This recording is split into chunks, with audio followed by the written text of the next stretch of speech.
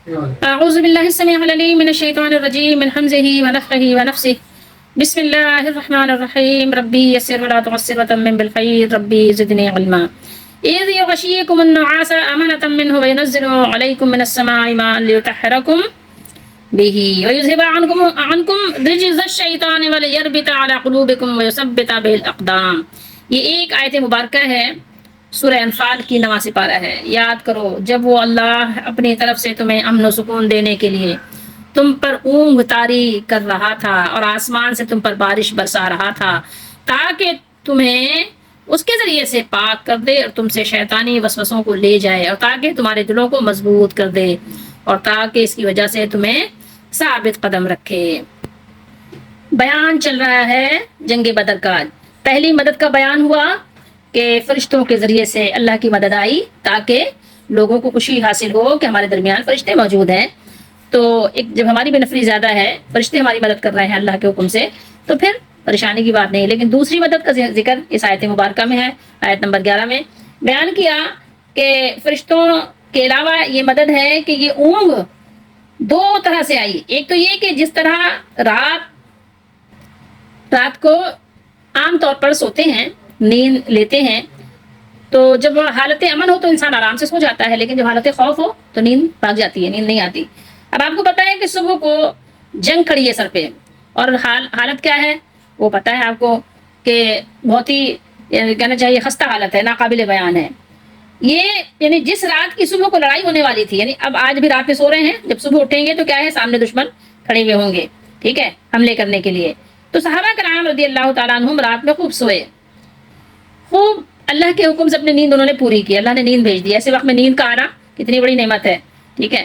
اب یہاں پر ایک سبق آپ کو اور بھی مل جائے گا، کیا کہ وہ بزرگ جو 40 برس نہیں سوئے، تو آپ کو پتا ہے کہ کوئی بزرگ صحابہ سے پڑھ کر بھی ہے، صحابہ کو تو جنگ کے وقت بھی سونے کی ان کو حاجت ہے، تو اللہ تعالیٰ نے نیند بھیج کر انعام کیا ان پر۔ نیند بھی ایک کیا ہے، انعام ہے، اللہ کا احسان ہے۔ تو اب دشمن کی فکر لگی ہوئی ہے کہ صبح کو دشمن جو ہے ہم پر حملہ آور ہوا چاہتے ہیں، لیکن اللہ تعالیٰ نے ان پر نیند بھیج دی تاکہ وہ تازہ دم ہو جائیں، فریش ہو جائیں بالکل سے، اور دشمن کا ڈٹ کر مقابلہ کریں۔ مسند احمد کی ایک حدیث شریف ہے کہ حضرت علی رضی اللہ تعالیٰ عنہ فرماتے ہیں کہ بدر کے دن مقداد رضی اللہ تعالیٰ عنہ کے سوا اور کسی کے پاس گھوڑا نہیں تھا۔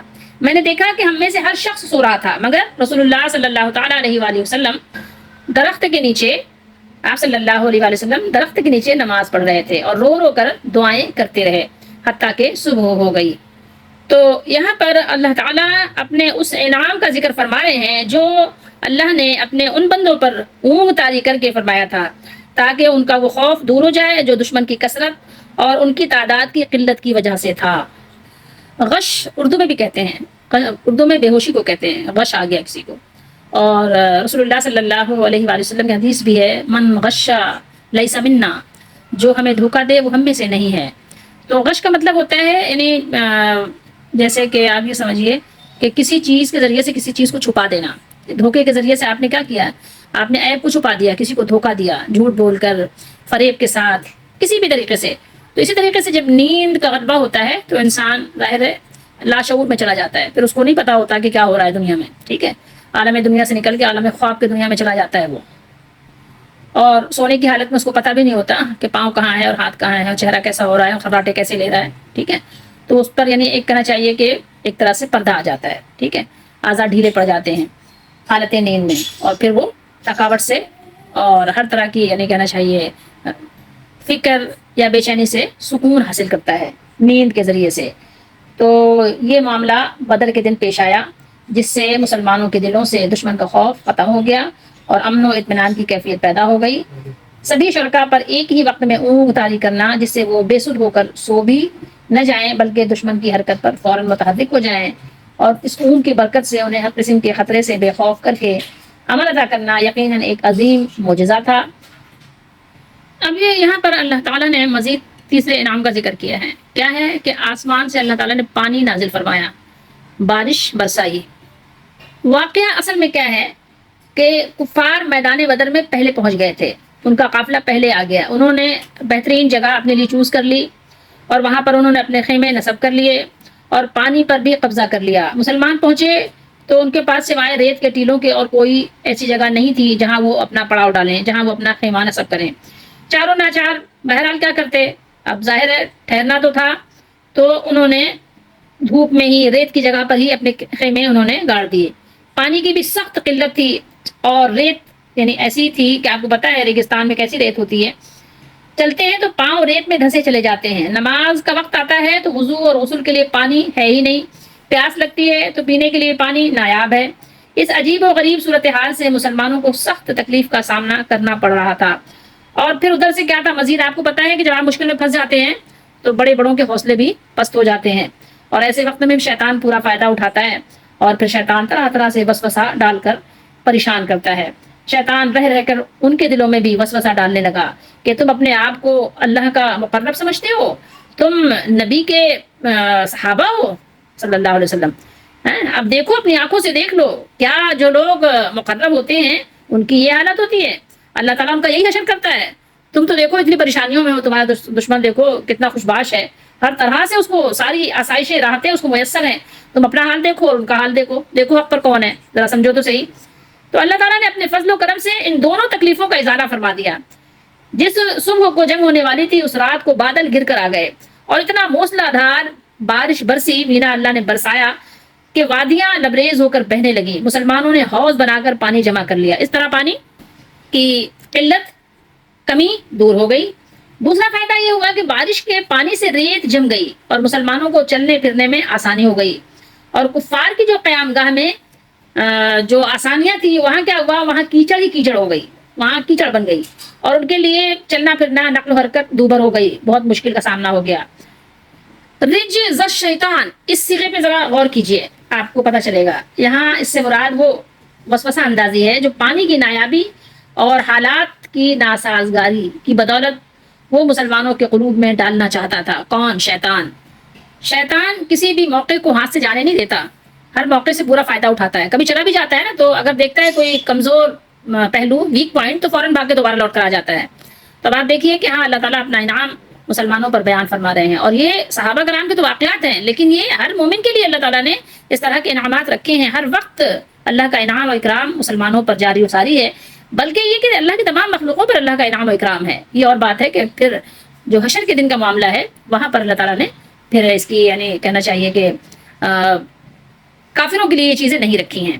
تو بہرحال یہاں انعامات گنوائے، پہلا یہ کہ فرشتوں کے ذریعے سے مدد اللہ نے بھیجی، دوسرا یہ کہ اللہ نے ان پر نیند طاری کر دی، ٹھیک ہے، جس سے ان کے دلوں کے بوجھ ہلکے ہو گئے اور اطمینان و سکون کی خاص کیفیت ان پر طاری ہو گئی۔ امانۃ منہ، یہ الفاظ غور طلب ہیں، ایسے ہی نہیں ہیں، یہ نیند اتفاقیہ نہیں تھی، بلکہ اللہ تعالیٰ نے اپنی خاص حکمت اور رحمت سے اسے مسلمانوں پر مسلط کیا تھا۔ یہ کس لیے تھا؟ یہ مولا کریم کی جو نوازش تھی، یہ لشکر اسلام پر اللہ تعالیٰ نے کیوں فرمائی، ان پر نیند کیوں طاری کر دی؟ اس لیے کہ رات بھر وہ خوب سوئے اور صبح اٹھے تو بالکل حشاش بشاش اور تازہ دم تھے، تھکن اور افسردگی کا نام و نشان تک نہ تھا، اور جو کفار کی طرف سے ایک دل میں ہیبت تھی یا دلوں میں ایک روب تھا، وہ سب یعنی روب اور ہیبت دلوں سے دور کر دیا اللہ تعالیٰ نے اس کی برکت سے۔ پہلے علم فرماتے ہیں کہ لڑائی کے دوران میں اونگ آنا اللہ تعالیٰ کی خاص رحمت ہوتی ہے، لیطہرکم، تاکہ تمہیں اس کے ذریعے سے پاک کر دے، پانی کے ذریعے سے اللہ تعالیٰ پاک کر دے۔ دنیا میں ظاہر ہے ایک چیز کو اللہ تعالیٰ نے دوسری چیز کے لیے سبب بنایا ہے، پاکی کا سبب کیا ہے؟ پانی ہے۔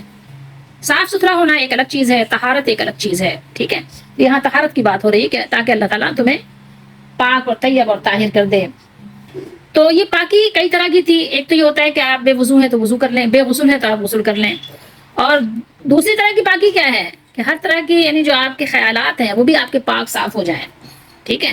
اب جب بارش ہو گئی، جیسے کہ شیطان وسوسہ ڈالنا چاہ رہا تھا اور ڈال رہا تھا، بدگمانی، اللہ سے بدگمانی اور مایوسی کی کیفیت، اس طرح کی کیفیت ایسے وقت میں ہوتی ہے، تو شیطان ایسے وقت سے فائدہ اٹھا رہا تھا اور اندر اندر غصہ پیدا کرتا ہے، اور وسوسہ ڈال کر کہ تم اپنے آپ کو اللہ کے دوست سمجھتے ہو، تم میں اللہ کے رسول موجود ہیں مگر پانی کی بوند بوند کو ترس رہے ہو۔ تو یہ ساری گندگیاں اللہ تعالیٰ نے ان کے دلوں سے دور فرما دی، جتنی بھی شیطان کی گندگی تھی، جتنی بھی شیطان کی طرف سے گھبراہٹ اور مایوسی تھی، سب اللہ تعالیٰ نے پانی برسا کر، بارش بھیج کر وہ بھی دور فرما دیا، اور جو ظاہری ناپاکی تھی، وضو غسل کے لیے دشواری تھی، وہ بھی اللہ تعالیٰ نے دور فرما دیا۔ اور جو پینے کے لیے دشواری تھی اللہ تعالیٰ نے اس کے لیے بھی آسانی کر دی کہ ان لوگوں نے حوض بنا کر اپنے پانی روک لیے، جمع کر لیے، اور اس طرح وہ تازہ دم بھی ہو گئے، چاقو چوبند بھی ہو گئے، اور لڑائی کے لیے ایکٹیو بھی ہو گئے۔ اور اس طرح سے دیکھیے انعام پر انعام ہے، اللہ نے دلوں کو بھی مضبوط کر دیا، ٹھیک ہے، اور قدم بھی اللہ تعالیٰ نے ثابت کر دیے، کیا ثابت قدمی عطا کر دی۔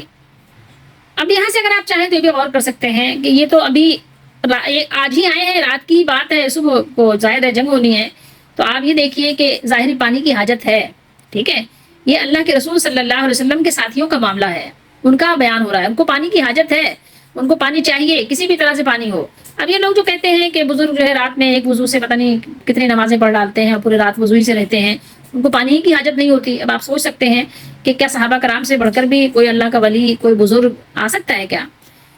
یہ جو صحابہ کرام کی جماعت ہے اس میں ظاہر اہل بیت بھی ہیں، تو اہل بیت تو سب سے پہلے آپ جان سکتے ہیں کہ یہ آل رسول ہیں، تو بعد والے جو آل رسول ہیں کیا ان کا مرتبہ ان لوگوں سے بڑا ہو گیا کیا؟ سوچ سکتے ہیں آپ، یہ ساری باتیں جو لوگ بناتے ہیں یہ سب بناوٹی باتیں ہیں، قرآن و حدیث سے ان کا کوئی ربط نہیں ہے۔ اور ان آیات سے ہمیں بہت ساری چیزیں سیکھنے کو ملتی ہیں کہ دیکھیے ہر حال میں آپ نے دعا کرنا ہے۔ اللہ کے نبی صلی اللہ علیہ وسلم بھی کیا کر رہے ہیں؟ دعا کر رہے ہیں۔ صحابہ کرام کیا کر رہے ہیں؟ دعا کر رہے ہیں۔ ادھر محو دعا سجدے میں تھے اسلام کے ہادی، ادھر نقارہ جنگی سے گونجی بدر کی وادی۔ یکایک فوج دشمن پا پیادہ ہو گئی ساری، کہ سر لشکر نے کر لی تھی پہل کرنے کی تیاری۔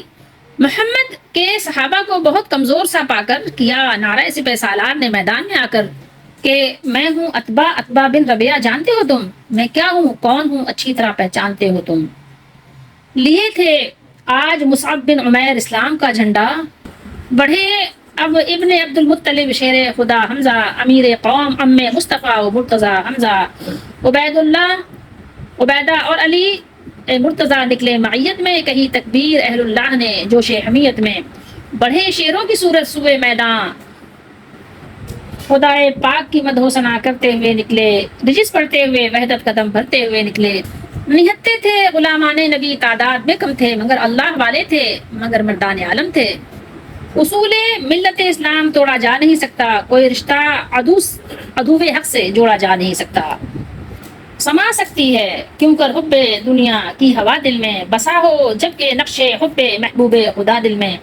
محمد کی محبت دین حق کی شرط اول ہے، اسی میں ہو اگر خامی تو سب کچھ نامکمل ہے۔ محمد کی محبت دین حق کی شرط اول ہے، اسی میں ہو اگر خامی تو سب کچھ نامکمل ہے۔ محمد کی غلامی ہے سند آزاد ہونے کی، الہ کے دامن توحید میں آباد ہونے کی۔ محمد کی محبت آن ملت شان ملت ہے، محمد کی محبت روح ملت جان ملت ہے۔ محمد کی محبت خون کے رشتوں سے بالا ہے، یہ رشتہ دنیاوی قانون کے رشتوں سے بالا ہے، یہ رشتہ دنیاوی قانون کے رشتوں سے بالا ہے۔ محمد ہے متاع عالم ایجاد سے پیارا، پدر مادر برادر مال و جاں اولاد سے پیارا۔ یہی جذبہ تھا ان مردانے غیرت مند پر تاری، دکھائی جن کے ہاتھوں حق نے باطل کو نگو ساری۔ قرآن مجید کی آیات پڑھ کر ہم بھی اپنے دل کو ٹٹولا کریں، اپنا سبق نکالا کریں، دیکھا کریں کہ ہم کہاں کھڑے ہیں، ہماری کیا کیفیت ہے، ہماری کیا حالت ہے۔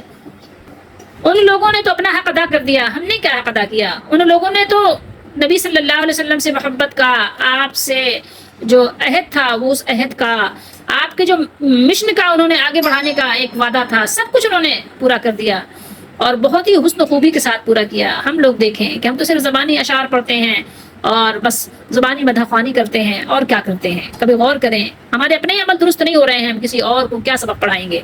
وہ تو ایسے تھے کہ انہوں نے اپنی تو جانیں بھی دے دی اور خوش تھے اس میں۔ ایک ہم ہیں کہ ہم تو کیا کہہ سکتے ہیں، عمل بھی کرنے کو تیار نہیں ہے۔ سوچئے، غور کیجئے، وہ تو اپنا سب کچھ لٹا دیا انہوں نے، دھوپ میں کھڑے ہو کر صفیں باندھ لی۔ سوچئے تھوڑی دیر، ادھر باطل گریزاں تھا، ادھر حق شاد و فرحاں تھا۔ یہ دن ارشاد قرآن کے مطابق کیا تھا؟ یوم فرقہ تھا۔ یہ یوم فرقان کہلاتا ہے نا، قرآن نے اس کو کیا کہا اس دن کو؟ یوم فرقان۔ حق اور باطل میں، صحیح اور غلط میں فرق کرنے والا دن تھا وہ۔ ہم لوگ تھوڑی سی اگر تکلیف آ جائے تو ہم بہت سارے وسوسوں کا شکار ہو جاتے ہیں، انہیں ذرا غور کیجئے۔ زبانی کہنا اور ہے، ان کے جذبات بھی تھے، ایسا تو نہیں تھا کہ وہ جذبات سے عاری لوگ تھے، ان کی بھی خواہشات تھیں۔ انہیں اس وقت بھی اللہ پر ایمان کامل تھا، رسول اللہ کے وعدے پر اطمینان کامل تھا۔ وہی وعدے جسے اصل اصول زندگی کہیے، حیات نوع انسان کے لیے پائندگی کہیے۔ مجاہد کے لیے دنیا و دین کی سرفرازی ہے کہ مرنے سے شہید اور زندہ رہ جانے سے غازی ہے۔ مر جائے گا تو کیا ہے؟ شہید ہے، اگر زندہ بچ گیا تو کون ہے؟ غازی ہے۔ نماز عصر کا وقت آ گیا، ان کام دھندوں میں ہوا بیتاب ذوق بندگی اللہ کے بندوں میں۔ فضا میں گونج اٹھی پھر صدا اللہ اکبر کی، ہوئی روح حقیقی جلوہ گر دین پیمبر کی۔ وضو کر کے صفے میدان میں باندھی شان والوں نے، الہ کے سامنے سر رکھ دیے ایمان والوں نے۔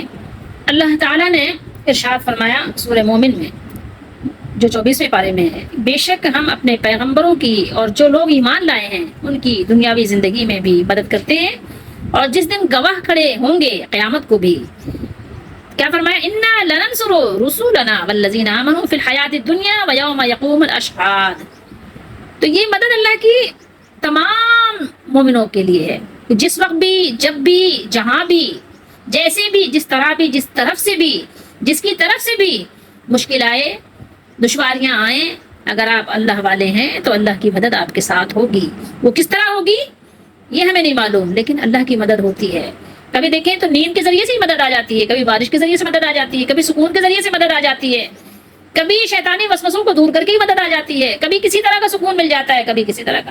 ہم نے صرف مال و دولت کو سمجھا ہوا ہے کہ شاید یہی کچھ ہمارے لیے سب کچھ ہے، نہیں، ایسا نہیں ہے۔ اور یہ جنگ کا ایک اور بھی ایک انوکھا وہ تھا، کہنا چاہیے منفرد انداز تھا۔ یہ جو جنگ تھی، شاید اس جنگ سے پہلے بھی اور اس کے بعد بھی کبھی دنیا نے ایسی جنگ نہیں دیکھی ہوگی، کبھی زمین و آسمان نے ایسی جنگ نہیں دیکھی ہوگی کہ ایک طرف باپ ہے، ایک طرف بیٹا ہے، ایک طرف ایک بھائی ہے، ایک طرف ایک بھائی ہے، ایک طرف ماموں، ایک طرف بھانجا ہے، ایک طرف چچا ہے، ایک طرف بھتیجا ہے۔ یعنی آپ یہ دیکھیے کہ سارے اپنے رشتے ہیں، ٹھیک ہے، بالکل قریبی رشتے ہیں، سارے رشتے اپنوں کے رشتے ہیں، لیکن فرق ہے تو کیا ہے؟ ایک طرف شرک والے ہیں، ایک طرف توحید والے ہیں، بس۔ تو یہ فرق تھا۔ یہ جنگ ایسی انوکھی جنگ تھی کہ اس سے پہلے یعنی اللہ کے لیے لڑنا، اب آپس میں تو ایک دوسرے کے لیے لڑتے ہیں، کبھی تو کرسیوں کے لیے، سیٹوں کے لیے، گدیوں کے لیے، بادشاہت کے لیے لوگ اپنے بیٹوں کی، اپنے والدین کی گردنیں مروا دیتے ہیں، ایسا بہت آپ سنیں گے، لیکن اللہ کے لیے دیکھیں کہ نکلنا ایک بہت بڑی بات ہے، اس کو سمجھنے کی ضرورت ہے۔ اللہ تعالیٰ ہم سب کو اپنا سب کچھ تن من دھن دین کے لیے، اپنے مالک کے لیے لگانے والا بنائے، اور ہر چیز پر فوقیت ہم کسے دیں؟ اللہ کے حکم کو دیں، رسول اللہ صلی اللہ علیہ وسلم کے طریقے، آپ کی سنت کو دیں، صرف زبانی کلامی نہیں، عملی زندگی میں، اپنے روزمرہ کی زندگی میں، اپنی یعنی روٹین جو ہماری ڈیلی کی روٹین ہے، اس میں ہمارے نزدیک ہی ہونی چاہیے۔ جو کچھ کر سکتے ہیں، ہمارے بس میں جو کچھ ہے ہم وہی کریں۔ ہم سے تو صرف اسی چیز کا یعنی تقاضا ہے کہ جو ہمارے بس میں ہے، جو ہمارے بس میں نہیں اس سے تو ہمارا تقاضا بھی نہیں ہے ہم سے نا۔ ہمارا مالک تو ہمارے لیے اتنی آسانیاں اس نے کر دی ہیں کہ جو ہمارے بس میں نہیں ہے اس کا ہم سے تقاضا ہی نہیں کیا گیا۔ عورتوں کو عورتوں کے حساب سے ہے، مردوں کو مردوں کے حساب سے ہے، بچوں کو بچوں کے حساب سے ہے، اور علم والوں کو علم والوں کے حساب سے ہے، اور جو لوگ علم حاصل کرنے کے لائق ہی نہیں رہے ان کو ان کے حساب سے ہے، ہر ایک کا اس کے حساب سے ہے۔ تو یہ نہیں ہے کہ سب کے ساتھ ایک ہی تقاضا ہے، سب کے ساتھ ایک ہی معاملہ، ایسا نہیں ہے۔ ہمیں سمجھنے کی ضرورت ہے۔ اللہ تعالیٰ آپ سب کو قرآن و سنت کو صحیح طریقے سے سمجھ کر اس پر عمل کی توفیق دیں۔